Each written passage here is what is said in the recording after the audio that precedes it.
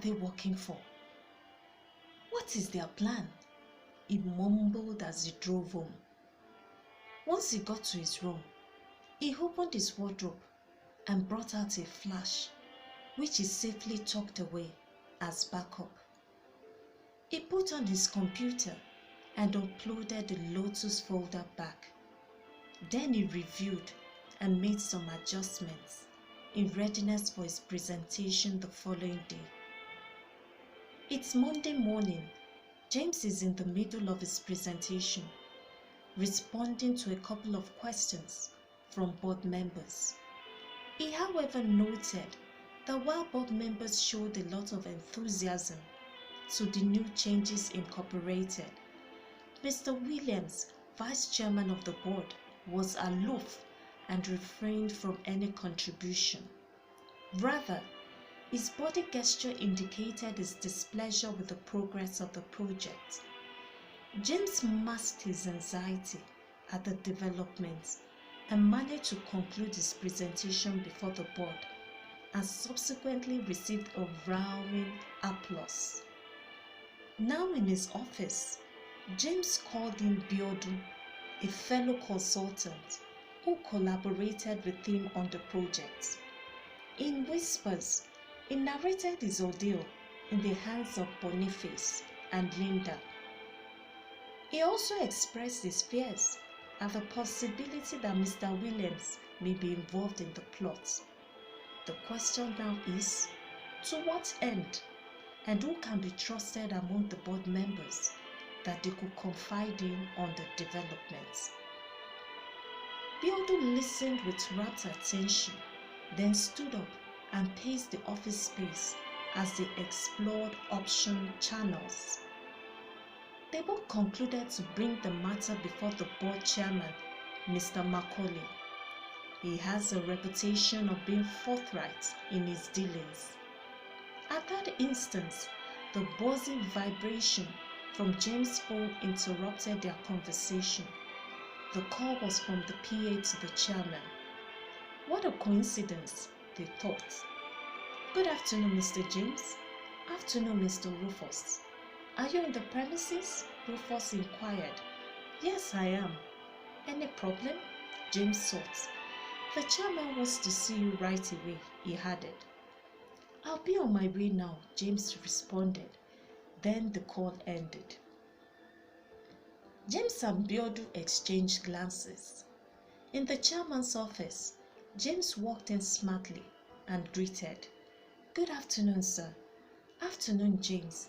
That was an impressive presentation you had today. Keep up the good work. Thank you, sir. James smiled in return. Rufus interrupted their discussion and walked in hurriedly towards the chairman. He stretched the phone to him. Sir, the call is very urgent. Mr. Macaulay reached out and collected the phone while Rufus looked away as the conversation ensued.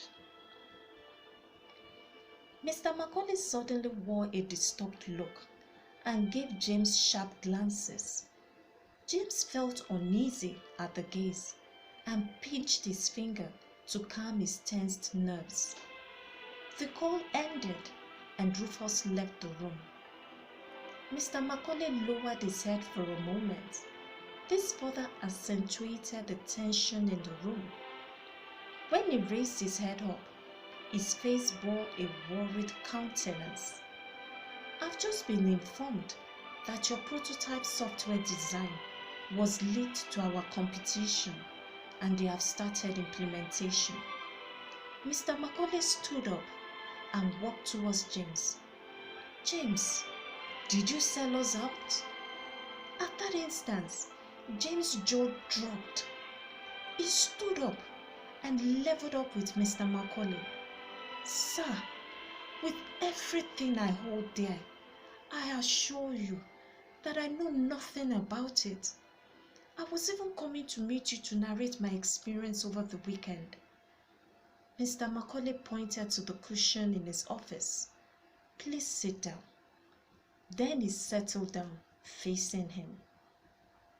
What happened? Mr. Macaulay probed. James narrated.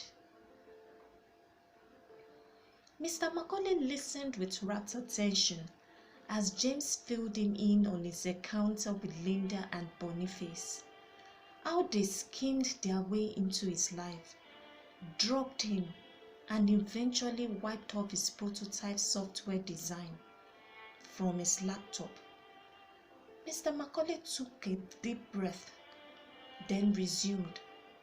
Something is going on, and I will get to the bottom of it. However, ensure that the information you just got wind of stays between us. Okay? Okay, sir, James replied faintly. You can go back to work. I will get back to you soon. Very well, sir. James was about driving into his premises. He pressed his horn, as is the practice, and waited for Joshua to open the gate, but there was no response. He pressed his horn a couple of times. When there was no response forthcoming, he alighted from his car and walked towards the gate. He noticed that it was slightly opened. Just as he was about to grab a side of the gate and push backwards, he caught a glimpse of Joshua, pinned to a corner at gunpoint. In swift reflex, he turned and beheld two men running towards him. James took to his heels and ran non-stop. He knew his life depended on it, hence he ran blindly, not sure of where he was headed. Next, he heard a gunshot. For a moment, he slowed down and grabbed his arm. He let out a sharp groan. I've been hit. He held his arm tight, mustered courage, and increased his pace. Fortunately, a gentleman driving by witnessed the scene and slowed down. James jumped right in as the driver zoomed off at top speed. Now in the car, he breathed heavily as he tried to get a hold of himself. Then he turned and faced the driver, still short of breath though. To his astonishment, it was Bode, a neighborhood friend. Bode caught him. James, are you okay? James examined his arm and realized the bullet only grazed his arm, so the bleeding was not heavy. Thank God the bullet didn't go in. It simply grazed my arm. He heaved a sigh of relief. Who were those guys? Bode dug further as he drove on the express road, still at top speed. Your guess is as good as mine. I don't know. Maybe random robbers, James interjected. Those guys didn't look like robbers to me. They looked more like hitmen sent to take you out, Bode added. But who will want me dead? And why? James muttered softly. Then it hit him. Were they trying to take him out because of Lotus prototype? Bode swerved off the express road and interrupted. Is there anywhere in particular you want me to drop you for safety? James gave him the description to a friend's house and also requested he check up on Joshua and update him. Afterwards, Bode zoomed off. Now in Julius' apartment, James used his phone to call Biodun and briefed him on his close shave with death. Biodun was speechless. James instructed him to pass the information to Mr. Macaulay discreetly with an anonymous number and stay safe. Julius brought James a cup of beverage to calm him down while he attended to his arm. Afterwards, he sat and listened to the mind-blowing encounter.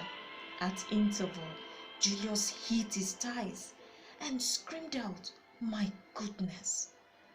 Subsequently, He moved towards James and pat his back. You are a cat with 9 lives. My brother, it was just God that saved me, James muttered. Finally, at 10 p.m., they retired for the night. The buzzing sound from Julia's phone woke them up at 5:30 a.m. The call was from Mr. Macaulay. Good morning, James. How are you? Good morning, sir. I'm fine.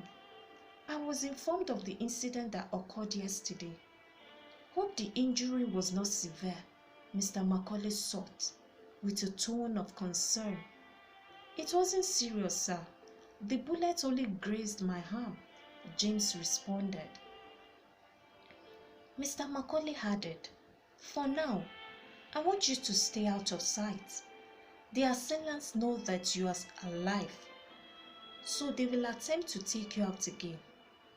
Pending when they are apprehended, stay safe, okay?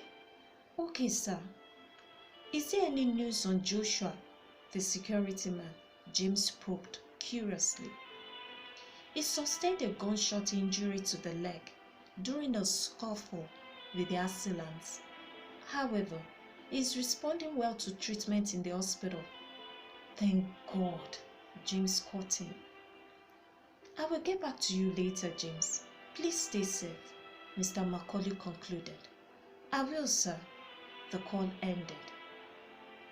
After 2 weeks of his stay in Julius' apartment, James concluded that it was best he stayed with his brother in Ibadan until it was safe. Back to the present. The bus suddenly came to an abrupt halt. Traffic was building up on the busy express road.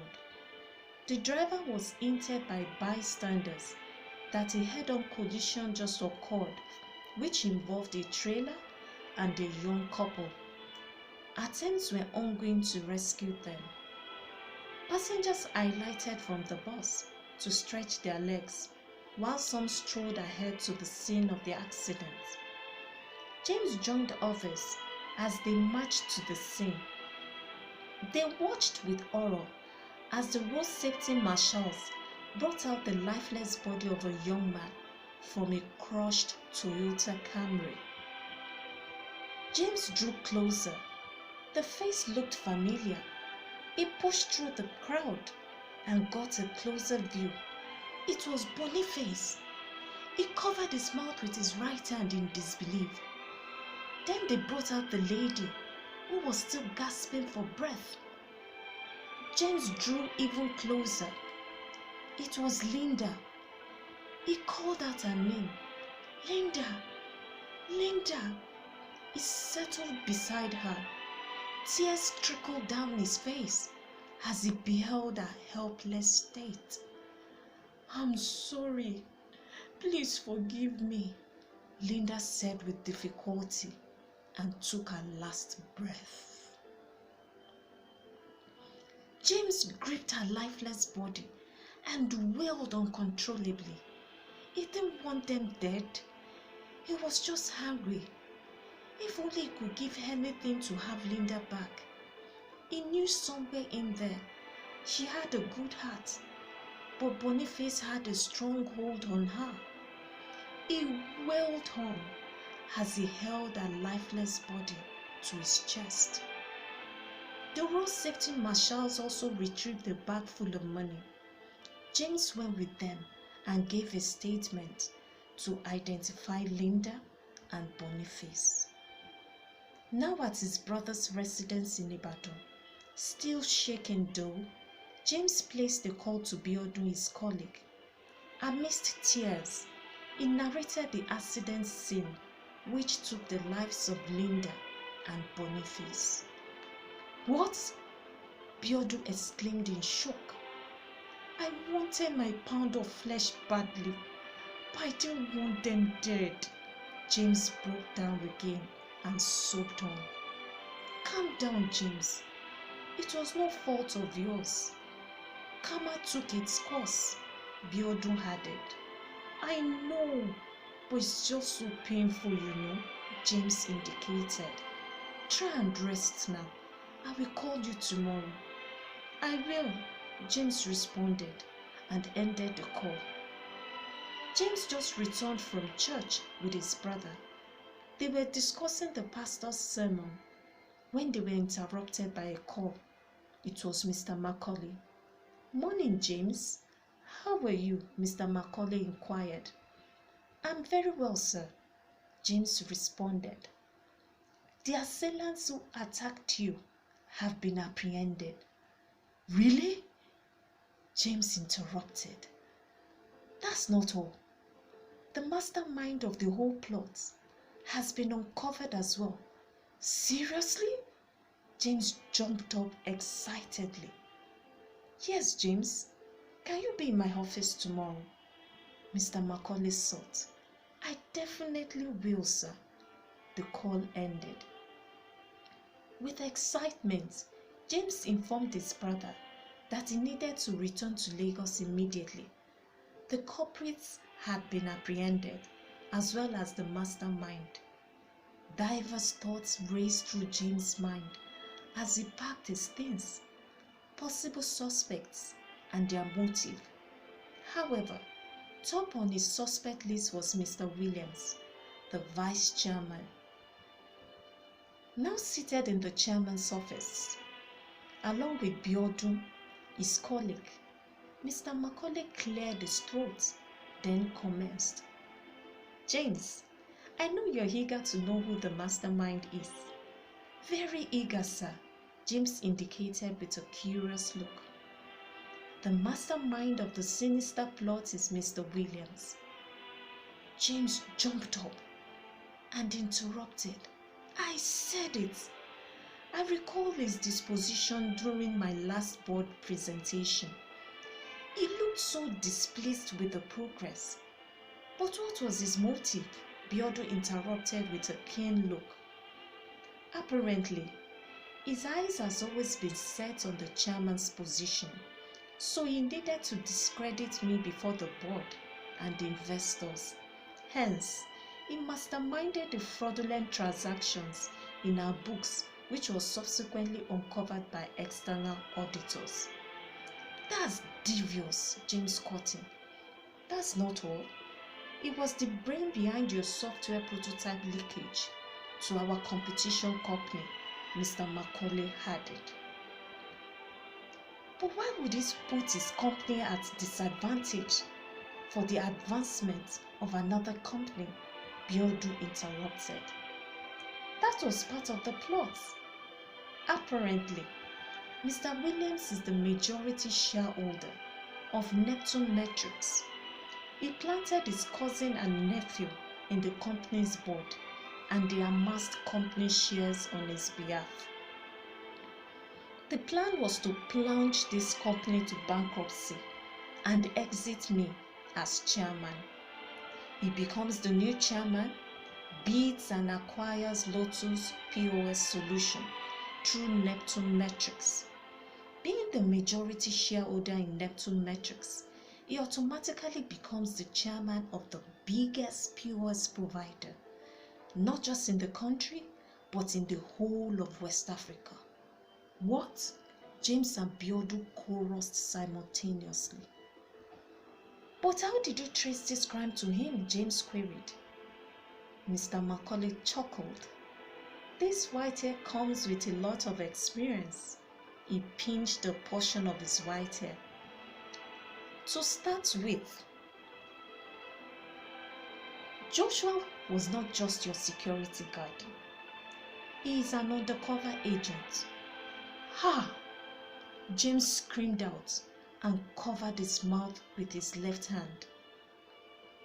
A platform was being designed to put an end to further diversion of funds. Definitely, there will be attempts to frustrate the process. Hence, someone had to be on ground to keep a close watch on you for your safety. When Linda and Boniface became frequent in your apartment, it raised some suspicion. Your apartment was upgraded and refurbished with CCTV cameras planted in key areas. James exchanged a dazed gaze with Biodu. Then he leaned on his chin. He turned back to face Mr. Macaulay, as he continued. The very day you were drugged while watching a football match, Boniface was thrilled. He met with Lucas, head of logistics, who handed over the bag of money that Boniface eloped with in company of Linda. Lucas was later apprehended and also confessed to sending the hitmen who attacked you. The plan was to take you out so as to stop Lotus Software Initiative from taking off while it is operational at Neptune Metrics. That way, Neptune is perceived as being organized and efficient in their financial record keeping, hence making them a viable option to buy over Lotus POS solution. My goodness, this is too much to take in, James Cotton. Sir, how did you discover that Mr. Williams is the majority shareholder at Neptune Metrics? Biodun probed. Neptune is our competition, so we have eyes there. That is part of what makes a shrewd businessman. Mr. Macaulay chuckled again. Sir, you are not just shrewd, you are a genius, James chipped in. I strongly agree, Biodun reiterated. Mr. Macaulay stood up from his seat, pulled his beard, and busted into laughter. I guess that is why I'm the chairman. Then they joined him